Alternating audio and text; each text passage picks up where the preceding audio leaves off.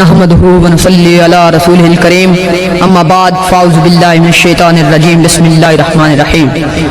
جناب صدر، اساتذہ کرام اور میرے عزیز ساتھیو، السلام علیکم۔ مجھے آج جس موضوع پر لب کشائی کرنے کا موقع ملا ہے اس کا عنوان ہے مقام اساتذہ۔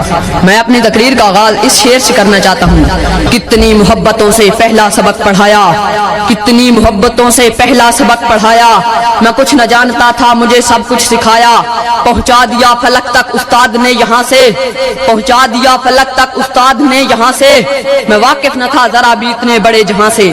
جناب صدر، اساتذہ انسانیت کا ستون ہے، یہی انسانیت کا معمار ہے، یہی انسانیت کی بنیاد ہیں۔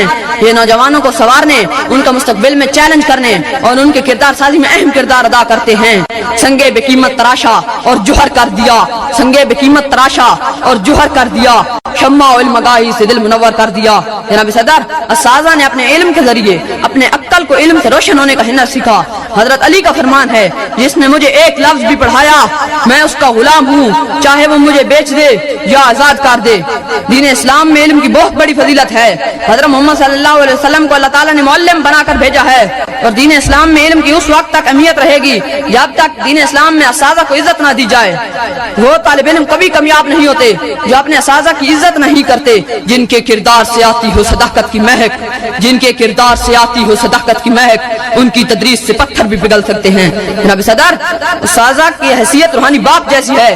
دین اسلام میں اساتذہ کی عزت و احترام کا درجہ ماں باپ کے فوراً بعد آیا ہے۔ ایک مشہور قول ہے، با ادب با نصیب، بے ادب با نصیب۔ جو شخص اس معنی سمجھ جاتا ہے، یاد رکھے وہ دنیا میں کبھی ناکام نہیں ہوتا۔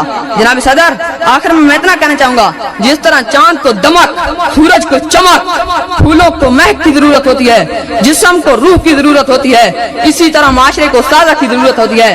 میں اپنے اساتذہ کو خراج تحسین پیش کرتا ہوں۔